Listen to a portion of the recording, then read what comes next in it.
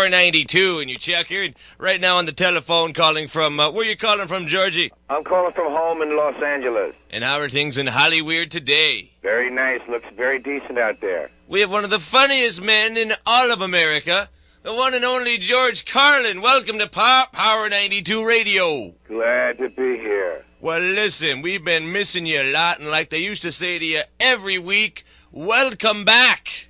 Well, I'm coming up there to clear the place up for Gorbachev. You know what I mean? Well, what you been doing lately? Well, I've been doing a lot of this. I do a lot of touring and traveling on my show. You know, I do about 110 concerts a year. Minneapolis is one of them. I do some movie acting.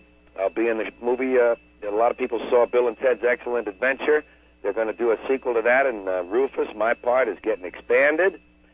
And I'm doing a movie this summer with Nick Nolte and Barbara Streisand, a non-comedy role. So things are happening on that front. Things are happening with the concerts and the shows on HBO. Ooh. See that? Ooh. Good answer. Ooh. Good answer. Ooh.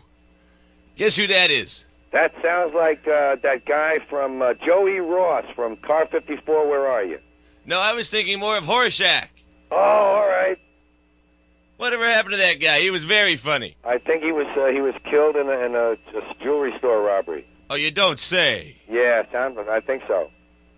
You know, how the theme of that show was loosely based on fact. How did that show all come about with, of course, Travolta, right on Washington? Just a great time.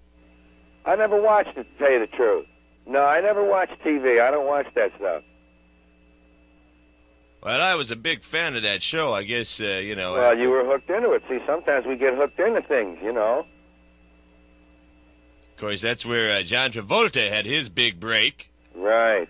And then what happened to him? Well, he went on to do that Saturday Night Live movie. Saturday Night Fever.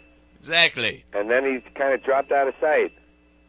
What's he doing nowadays? I have no idea.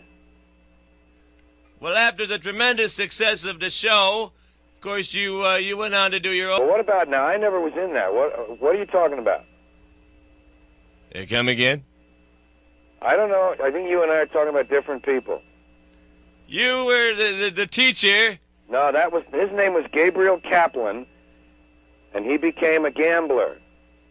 And I was on that show as a guest one time. I'm a comedian, George Carlin, a stand-up comedian. Gabe Kaplan is a Jewish actor and sometimes comedian. I'm an Irish comedian, sometimes actor. George Carlin. Yes, much different. In fact, Gabe Kaplan stole some of my material, and I had to call him up about it once. I'm a little confused here. I think so. Yeah, Gabe Kaplan is a different guy. He was Mr. Cotter. Exactly. Gabe is out there somewhere playing poker right now. He became a kind of a casino poker player. He's got a sports radio show now in Los Angeles. You don't say. Yeah, Gabe Kaplan. George Carlin. George Carlin, that's me. My mama would have known the difference. Power 92 in the Chucker, and right now on the telephone caller, where are you calling from there, George? I'm calling from home. I'm in Los Angeles at home here. And how are things in Hollywood?